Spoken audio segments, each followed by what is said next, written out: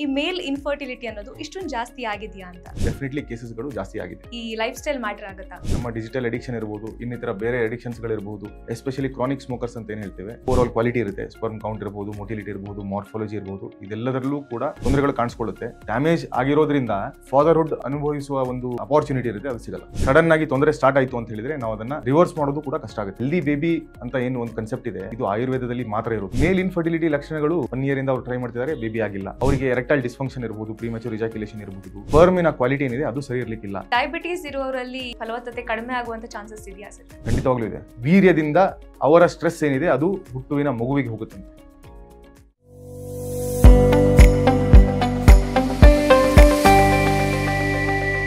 ಎಲ್ರಿಗೂ ನಮಸ್ಕಾರ, ಡಾಕ್ಟರ್ ಬಾಸ್ಗೆ ಸ್ವಾಗತ. ಫಿಮೇಲ್ ಇನ್ಫರ್ಟಿಲಿಟಿ ಬಗ್ಗೆ ಎಲ್ಲರೂ ಮಾತಾಡ್ತಾರೆ. ಮಕ್ಕಳಾಗಿಲ್ಲ ಅಂದ ತಕ್ಷಣ ಫಸ್ಟ್ ಕ್ವೆಶ್ಚನ್ ಬರೋದೆ ಆ ಹುಡುಗಿ ಅಥವಾ ಮಹಿಳೆಗೆ ಬಂಜೆತನ ಇರ್ಬೋದು ಅಂತ. ಆದರೆ ಮಕ್ಕಳಾಗದೇ ಇರೋದಕ್ಕೆ ಎಷ್ಟೋ ಸಲ ಮೇಲ್ ಇನ್ಫರ್ಟಿಲಿಟಿ ಕೂಡ ಕಾರಣವಾಗುತ್ತೆ. ಹಾಗಿದ್ರೆ ಈ ಪುರುಷರಲ್ಲಿ ಬಂಜೆತನ ಅನ್ನೋದು ಯಾಕೆ ಕಾಣಿಸ್ಕೊಳ್ಳುತ್ತೆ, ಇದಕ್ಕೆ ಪರಿಹಾರ ಏನು, ಇವೆಲ್ಲರ ಬಗ್ಗೆ ಡಿಸ್ಕಸ್ ಮಾಡೋಣ. ಇವತ್ತಿನ ಕಾರ್ಯಕ್ರಮದಲ್ಲಿ ನಮ್ಮ ಜೊತೆಗಿದ್ದಾರೆ ಖ್ಯಾತ ಆಯುರ್ವೇದ ತಜ್ಞರಾಗಿರುವಂತಹ ಡಾಕ್ಟರ್ ಶರತ್ ಕುಲಕರ್ಣಿ ಅವರು. ಸರ್ ನಮಸ್ಕಾರ. ನಮಸ್ಕಾರ. ನಮ್ಮ ವಿಡಿಯೋಸ್ ಕೆಳಗಡೆ ತುಂಬಾ ಜನ ಕಮೆಂಟ್ ಮಾಡ್ತಾ ಇರ್ತಾರೆ, ಮೇಲ್ ಇನ್ಫರ್ಟಿಲಿಟಿ ಬಗ್ಗೆ ಮಾತಾಡಿ ಅಂತ. ಮೊದಲು ತುಂಬಾ ಹಿಂಜರಿಕೆ ಇತ್ತು, ಅಷ್ಟೊಂದು ಓಪನ್ ಅಪ್ ಆಗ್ತಿರ್ಲಿಲ್ಲ. ಆದ್ರೆ ಈಗ ಎಲ್ಲರೂ ಕೂಡ ಕೇಳಕ್ಕೆ ಶುರು ಮಾಡಿದ್ದಾರೆ. ಸೊ ನಿಜವಾಗ್ಲೂ ಈ ಮೇಲ್ ಇನ್ಫರ್ಟಿಲಿಟಿ ಅನ್ನೋದು ಇಷ್ಟೊಂದು ಜಾಸ್ತಿ ಆಗಿದೆಯಾ ಅಂತ?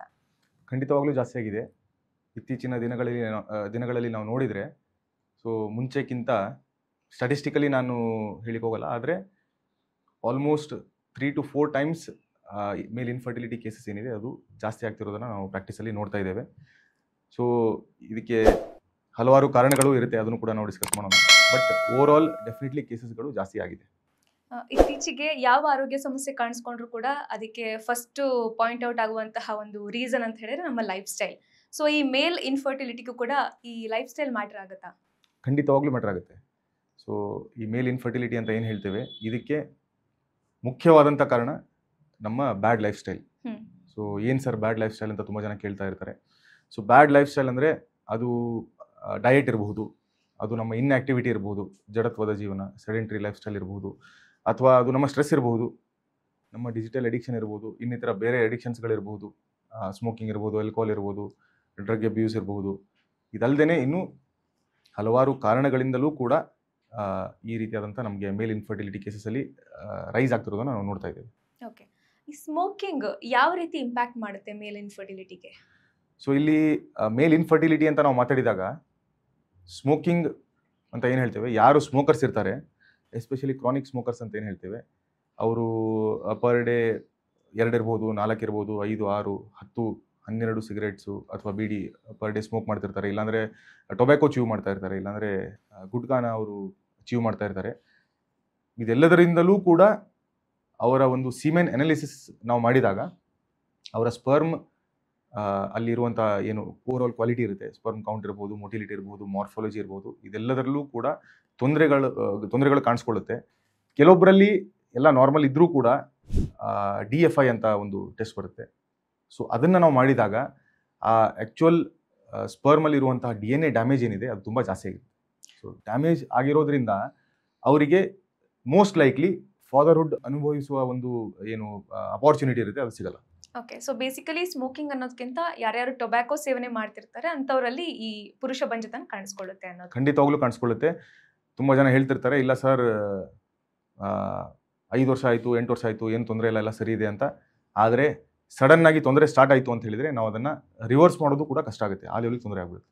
ಓಕೆ ಸರ್, ನಾನು ನೋಡಿರೋ ಪ್ರಕಾರ ಈ ಸ್ಮೋಕರ್ಸ್ ಯಾರು ಇರ್ತಾರಲ್ಲ ಅವ್ರಿಗೆ ಹುಟ್ಟುವಂಥ ಮಕ್ಕಳು ಅಷ್ಟು ಒಂದು ಹೆಲ್ದಿ ಅನ್ನೋದು ನೋಡಿದ ತಕ್ಷಣ ಗೊತ್ತಾಗಲ್ಲ.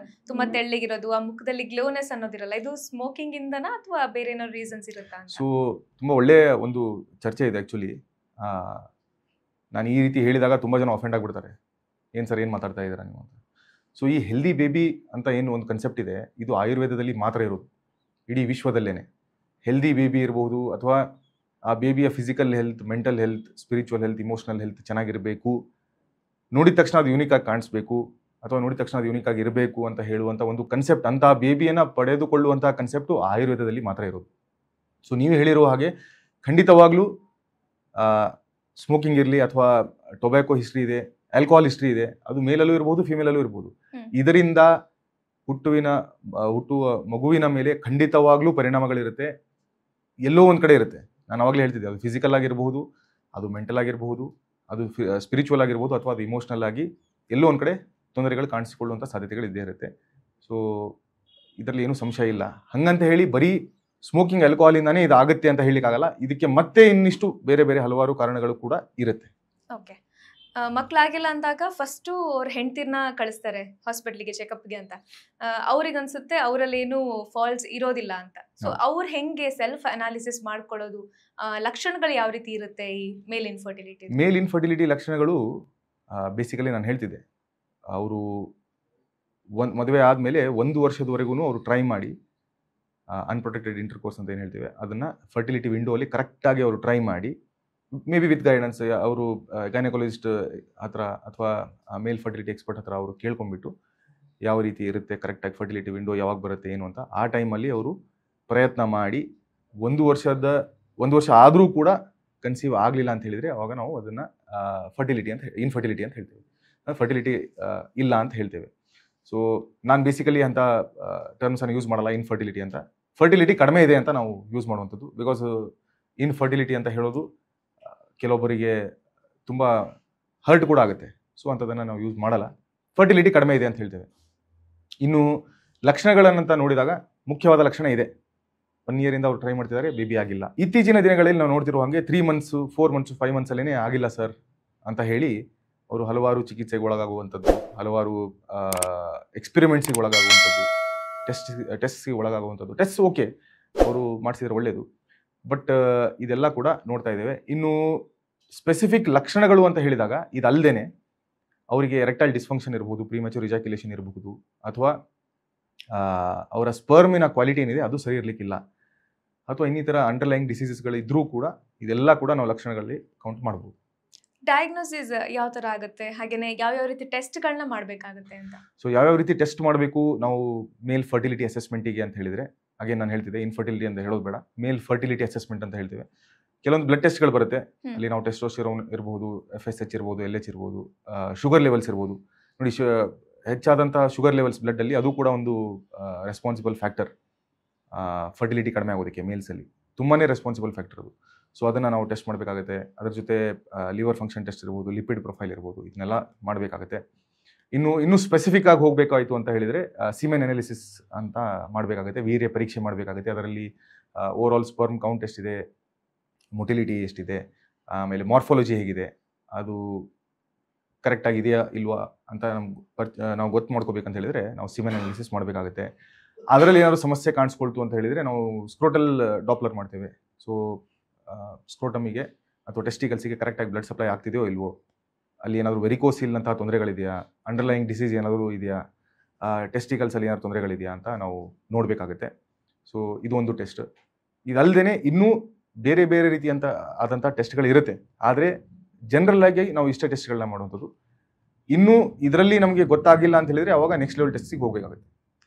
ಬಟ್ ಹೆಚ್ಚಾಗಿ ಈ ರೀತಿಯಾದಂಥ ಟೆಸ್ಟ್ಗಳಲ್ಲಿ ನಮಗೆ ಯೂಶ್ವಲಿ ಗೊತ್ತಾಗುತ್ತೆ ಏನು ಸಮಸ್ಯೆ ಇದೆ ಏನು ಅಂತ ಹೇಳಿ. ಸೊ ಒಂದು ಸಿಂಪಲ್ ಆಗಿ ಬ್ಲಡ್ ಟೆಸ್ಟು, ಅದರಲ್ಲಿ ಯಾವ್ಯಾವ ಪ್ಯಾರಾಮೀಟರ್ಸ್ ಅಂತ ನಾನು ಹೇಳಿದೆ ನಿಮಗೆ. ಸೀಮೆನ್ ಅನಾಲಿಸಿಸ್ ತುಂಬ ಎಸೆನ್ಷಿಯಲ್ಲು. ಅದರ ಜೊತೆ ಸ್ಕ್ರೋಟಲ್ USG ಡಾಪ್ಲರ್ ಇದನ್ನ ಮಾಡಬೇಕು. ಫಿಸಿಕಲ್ ಎಕ್ಸಾಮಿನೇಷನ್ ಬೇಕಾಗುತ್ತೆ. ಅವರು ಆಯುರ್ವೇದ ಫರ್ಟಿಲಿಟಿ ಎಕ್ಸ್ಪರ್ಟ್ ಹತ್ರ ಅಥವಾ ಫರ್ಟಿಲಿಟಿ ಎಕ್ಸ್ಪರ್ಟ್ ಯಾರು ಇರ್ತಾರೆ ಮೇಲ್ ಎಕ್ಸ್ಪರ್ಟ್ಸು ಅವ್ರ ಹತ್ರ ಪುರುಷರೇನಿದೆ ಅವರು ಫಿಸಿಕಲ್ ಎಕ್ಸಾಮಿನೇಷನನ್ನು ಮಾಡಿಸ್ಕೊಳ್ಬೇಕಾಗತ್ತೆ. ಅದರಲ್ಲೂ ಕೂಡ ಹಲವಾರು ಫ್ಯಾಕ್ಟರ್ಸ್ಗಳನ್ನು ನಾವು ನೋಡ್ತೇವೆ. ಇನ್ನಿದ್ಬಿಟ್ಟು ಕೆಲವೊಂದು ಟೆಸ್ಟ್ಗಳಿರುತ್ತೆ, ಅದು ತುಂಬಾ ಅನಿವಾರ್ಯ ಆದರೆ ನಾವು ಮಾಡಿಸ್ತೇವೆ, ಅದರ್ವೈಸ್ ನೆಸೆಸರಿ ಇಲ್ಲ ಅಂದರೆ ಅದನ್ನ ನಾವು ಯೂಶ್ವಲಿ ಮಾಡಿಸ್ಲಿಕ್ಕೆ ಹೋಗಲ್ಲ.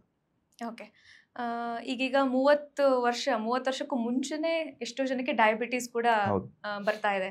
ಸೊ ಡಯಾಬಿಟೀಸ್ ಇರುವವರಲ್ಲಿ ಈ ಫಲವತ್ತತೆ ಕಡಿಮೆ ಆಗುವಂಥ ಚಾನ್ಸಸ್ ಇದೆಯಾ ಸರ್? ಖಂಡಿತವಾಗ್ಲೂ ಇದೆ. ನಾನು ಆವಾಗಲೇ ಹೇಳ್ತಿದ್ದೆ ನಿಮಗೆ, ಎಸ್ಪೆಷಲಿ ಮೇಲ್ಸಲ್ಲಿ ಫರ್ಟಿಲಿಟಿ ಕಡಿಮೆ ಆಗೋದಕ್ಕೆ ಒಂದು ಪ್ರಮುಖವಾದಂಥ ಕಾರಣ smoking, alcohol, diet, life style ಬಿಟ್ಟರೆ diabetes mellitus. Blood sugar levels ಜಾಸ್ತಿ ಆಯಿತು ಅಂತ ಹೇಳಿದರೆ ಅಲ್ಲಿ ಫರ್ಟಿಲಿಟಿ ಖಂಡಿತವಾಗ್ಲೂ ಕಡಿಮೆ ಆಗುತ್ತೆ, ಅಥವಾ ಹುಟ್ಟುವಿನ ಮಗು ಏನಿದೆ ಅದರ ಮೇಲೆ ಪರಿಣಾಮಗಳು ಬೀರುತ್ತೆ.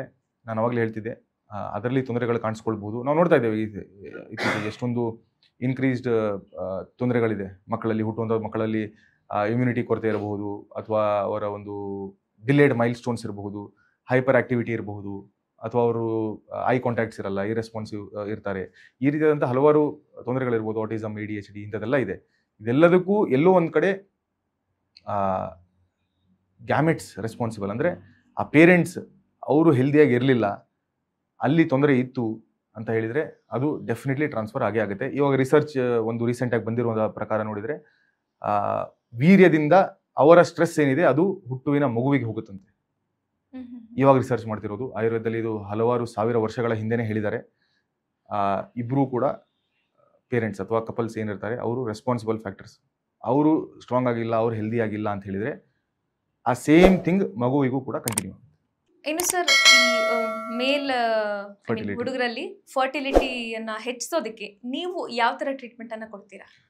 ಸೊ ನಾವು ಇದಕ್ಕೆ ಸ್ಪೆಷಲ್ ಆಗಿ ಆಯುರ್ವೇದದಲ್ಲಿ ವಾಜೀಕರಣ ಚಿಕಿತ್ಸೆ ಅಂತ ಇದೆ.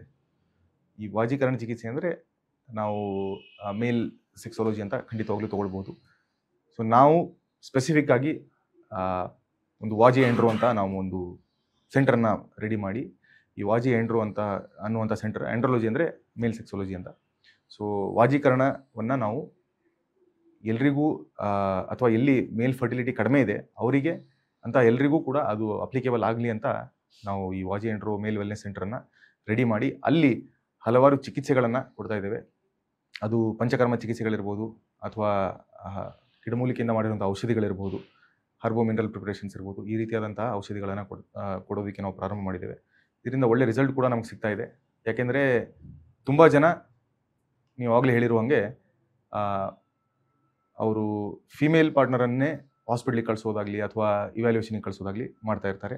ಆದರೆ ಇವಾಗ ನಾವು ಇನ್ಕ್ರೀಸ್ಡ್ ಅವೇರ್ನೆಸ್ಸಿಂದ ನೋಡ್ತಾ ಇದ್ದೇವೆ ಇಬ್ಬರೂ ಕೂಡ ಇವ್ಯಾಲ್ಯೂಯೇಷನ್ ಮಾಡ್ತಾ ಇರ್ತಾರೆ. ಅದು ಒಳ್ಳೆಯದು. ಆ್ಯಂಡ್ ಅವರು ಫಿಮೇಲ್ ಪಾರ್ಟ್ನರ್ ಅವರು ಎಲ್ಲಿ ಕನ್ಸಲ್ಟ್ ಮಾಡ್ತಿರ್ತಾರೆ ಅಲ್ಲಿ ಖಂಡಿತವಾಗ್ಲೂ ಆ ಸ್ಪೆಷಲಿಸ್ಟು ಹೇಳ್ತಾರೆ ನಿಮ್ಮ ಪಾರ್ಟ್ನರ್ನ ಅಥವಾ ಮೇಲ್ ಪಾರ್ಟ್ನರ್ನ ಖಂಡಿತವಾಗ್ಲೂ ನೀವು ಇವ್ಯಾಲ್ಯೂಯೇಷನ್ ಮಾಡಿಸಿ ಅಂತ. ಸೊ ಈ ರೀತಿ ಒಟ್ಟಿಗೆ ಇವ್ಯಾಲ್ಯೂಯೇಷನ್ ಆಯಿತು ಅಂತ ಹೇಳಿದರೆ ರಿಸಲ್ಟ್ಸ್ ಚೆನ್ನಾಗಿ ಸಿಗುತ್ತೆ, ಬೇಗ ಸಿಗುತ್ತೆ, ಎಫೆಕ್ಟಿವ್ ಆಗಿರುತ್ತೆ. ಯಾಕೆಂದರೆ ತುಂಬ ಜನರಿಗೆ ಅದರಿಂದನೇ ಸ್ಟ್ರೆಸ್ ಆಗಿ ಹೋಗಿರುತ್ತೆ. ಈಗ ಫರ್ಟಿಲಿಟಿ ಅನ್ನೋದು ಲೈಕ್ ಫಸ್ಟ್ ಬೇಬಿಯಿಂದನೇ ಶುರುವಾಗುತ್ತಾ, ಅಥವಾ ಫಸ್ಟ್ ಕನ್ಸೀವ್ ಆದಾಗ ಫರ್ಟಿಲಿಟಿ ಇದ್ದು ನೆಕ್ಸ್ಟ್ ಸೆಕೆಂಡ್ ಬೇಬಿಗೆ ಕಾಣಿಸ್ಕೊಳ್ಳುವಂಥದ್ದು, ಅಥವಾ ಈಗ ಫರ್ಟಿಲಿಟಿ ಇಲ್ಲದೇನೆ ಫಸ್ಟ್ ಬೇಬಿಗೆ ನೀವು ಟ್ರೀಟ್ಮೆಂಟ್ ಕೊಟ್ಟು ಅದು ಕರೆಕ್ಟಾಗಿ ಆಗುವಂಥದ್ದು, ಸೆಕೆಂಡ್ ಟೈಮ್ ಟ್ರೈ ಮಾಡ್ಬೇಕಾದ್ರೆ ಮತ್ತೆ ಅದು ಫಲವತ್ತತೆ ಕೊರತೆ ಆಗೋದು, ಈ ಥರದ್ದು ಪ್ರಾಬ್ಲಮ್ಸ್ ಕಾಣಿಸ್ಕೊಳ್ಳೋದು? ಖಂಡಿತವಾಗ್ಲೂ ಆಗುತ್ತೆ. ಪ್ರೈಮರಿ ಇನ್ಫರ್ಟಿಲಿಟಿ, ಸೆಕೆಂಡರಿ ಇನ್ಫರ್ಟಿಲಿಟಿ ಅಂತ ಹೇಳುವಂತಹದ್ದು ಕಂಡೀಷನ್ಸ್ಗಳಿದ್ದೇ ಇದೆ. ಸೊ ಅಲ್ಲಿ ಮೊದಲನೇ ಮಗು ಆಗೋದಕ್ಕೆ ತೊಂದರೆ ಆದರೆ ಪ್ರೈಮರಿ ಇನ್ಫರ್ಟಿಲಿಟಿ ಅಂತ ಹೇಳ್ತಾರೆ, ಎರಡನೇ ಮಗುವಿಗಾದರೆ ಸೆಕೆಂಡರಿ ಇನ್ಫರ್ಟಿಲಿಟಿ ಅಂತ ಹೇಳ್ತಾರೆ. ಸೊ ಯೂಶ್ವಲಿ ನಾವು ನೋಡಿರೋ ಹಾಗೆ ಮೊದಲನೇ ಬೇಬಿಗೇನೆ ಅವರು ಟ್ರೈ ಮಾಡ್ತಿರುವಾಗ ಕರೆಕ್ಟಾಗಿ ಪಂಚಶೋಧನ ಕರ್ಮಗಳನ್ನು ಮಾಡಿಸಿ, ಆಯುರ್ವೇದದ ಚಿಕಿತ್ಸೆಗಳನ್ನು ಮಾಡಿಸಿ, ಹತ್ತಿರದ ಆಯುರ್ವೇದ ಸೆಂಟರ್ಸ್ಗಳಲ್ಲಿ ಅವರು ಮುಂದೆ ಹೋದರು ಅಂತ ಹೇಳಿದರೆ ಆ ಪ್ರೊಸೆಸ್ಸಿಗೆ ಯೂಶ್ವಲಿ ಅವರಿಗೆ ಅವ್ರು ಸೆಕೆಂಡ್ ಬೇಬಿಗೆ ಪ್ಲಾನ್ ಮಾಡ್ತಾ ಇದ್ದರೆ ಯೂಶ್ವಲಿ ತೊಂದರೆಗಳಾಗಲ್ಲ, ಸರಿಯಾಗಿ ಆಗುತ್ತೆ. ಆದರೆ ಆಯಿತು ಅಂತ ಹೇಳಿದರೆ ನಾವು ತಿರ್ಗಾ ಕೆಲವೊಂದು ಸ್ವಲ್ಪ ಮೇಂಟೆನೆನ್ಸ್ ಏನಿರುತ್ತೆ, ಟ್ರೀಟ್ಮೆಂಟ್ಸು ಅಥವಾ ಮೆಡಿಕೇಶನ್ಸ್, ಅದನ್ನು ನಾವು ಮಾಡಬೇಕಾಗುತ್ತೆ. ಮೋಸ್ಟ್ಲಿ ಸಾಕಷ್ಟು ಅಡ್ವಾನ್ಸ್ಡ್ ಟ್ರೀಟ್ಮೆಂಟ್ಸ್ ಈಗ ಅವೈಲೇಬಲ್ ಇದೆ, IVF ಇಂದ ಹಿಡಿದು ತುಂಬ ಇದೆ. ಸೊ ನೀವು ಆಯುರ್ವೇದ ಬೆಸ್ಟ್ ಅಂತ ಸಜೆಸ್ಟ್ ಮಾಡ್ತೀರಾ ಈ ಫರ್ಟಿಲಿಟಿ ಹೆಚ್ಚಿಸ್ಕೊಳ್ಳೋದಕ್ಕೆ? ಸೊ ಇಲ್ಲಿ ಬೇರೆ ಟ್ರೀಟ್ಮೆಂಟಿಗೆ ನಾನು ಕಂಪೇರ್ ಮಾಡ್ತಿಲ್ಲ, but Ayurveda is always best. ಅದು ಮೇಲ್ ಫರ್ಟಿಲಿಟಿಗೆ ಇರ್ಬೋದು, ಫಿಮೇಲ್ ಫರ್ಟಿಲಿಟಿಗೆ ಇರ್ಬೋದು, ಅಥವಾ ಯಾವುದೇ ಇಶ್ಯೂಗಿರ್ಬೋದು. ಅನ್ಲೆಸ್ ಕೆಲವೊಂದು ಸೈನ್ಸಲ್ಲಿ ಅಥವಾ ಕೆಲವೊಂದು ಏನು ಲಿಮಿಟೇಷನ್ಸ್ ಇರುತ್ತೆ ಅದೆಲ್ಲ ಸೈನ್ಸಲ್ಲೂ ಇದ್ದೇ ಇರುತ್ತೆ. ಅದರ್ವೈಸ್ ಫರ್ಟಿಲಿಟಿ ವೈಸ್ ಬಂದಾಗ ಡೆಫಿನೆಟ್ಲಿ ಆಯುರ್ವೇದ ಬೆಸ್ಟ್. ಯಾಕೆಂದರೆ ಇದರಲ್ಲಿ ಯಾವುದೇ ರೀತಿಯಾದಂತಹ ಸೈಡ್ ಎಫೆಕ್ಟ್ಸ್ಗಳಿರಲ್ಲ. ಕರೆಕ್ಟಾಗಿ ಅವ್ರ ಗೈಡೆನ್ಸ್ ಪ್ರಕಾರನೇ ಎಲ್ಲ ಮಾಡಿದ್ರು ಅಂತ ಹೇಳಿದರೆ ತೊಂದರೆಗಳಿರಲ್ಲ. ಹಾಗಂತೇಳಿ ಬೇರೆ ಟ್ರೀಟ್ಮೆಂಟ್ಸ್ ಒಳ್ಳೇದಲ್ಲ ಅಂತಲ್ಲ. ಮೇ ಬಿ ಅವರು ಅದರ ಅಸಿಸ್ಟೆನ್ಸ್ ತೊಗೊಳ್ಬಹುದು, ಅದರ ಸಪೋರ್ಟ್ ತೊಗೊಳ್ಬಹುದು. ಸಪೋರ್ಟ್ ತೊಗೊಂಡ್ಬಿಟ್ಟು ಅವರು ಆಯುರ್ವೇದ ಟ್ರೀಟ್ಮೆಂಟ್ಸಿಗೆ ಅವರು ಒಳಗಾದರು ಅಂತ ಹೇಳಿದರೆ ಇನ್ನೂ ಚೆನ್ನಾಗಿ ಅವರಿಗೆ ರಿಸಲ್ಟ್ ಸಿಗ್ತಾ ಇರುತ್ತೆ. ಕೆಲವೊಂದು ಕಡೆ ಕಾಂಬಿನೇಷನ್ ಮಾಡಬೇಕಾಗತ್ತೆ, ಅದನ್ನು ನಾವೇ ಅವ್ರಿಗೆ ಸಜೆಸ್ಟ್ ಮಾಡ್ತೇವೆ ಖಂಡಿತವಾಗ್ಲೂ. ಆದರೆ ಮೇಲ್ ಫರ್ಟಿಲಿಟಿ ಬಂದಾಗ ಖಂಡಿತವಾಗ್ಲೂ ಆಯುರ್ವೇದ ಟ್ರೀಟ್ಮೆಂಟ್ ಬೆಸ್ಟ್. ಅಂದರೆ ಫಸ್ಟ್ ಪ್ರಿಫರೆನ್ಸ್ ಆಯುರ್ವೇದ ಕೊಟ್ಟರೆ ಒಳ್ಳೆಯದು. ಫಸ್ಟು, ಲಾಸ್ಟು, ಸೆಕೆಂಡು, ಥರ್ಡು ಯಾವಾಗಲೂ ಆಯುರ್ವೇದನೇ ಬೆಸ್ಟ್. ಓಕೆ ಸರ್, ಮೇಲ್ ಫರ್ಟಿಲಿಟಿ ಕುರಿತಾಗಿ ಸಾಕಷ್ಟು ಮಾಹಿತಿಯನ್ನು ತಿಳಿಸಿಕೊಟ್ರೆ ಧನ್ಯವಾದ. ಧನ್ಯವಾದಗಳು.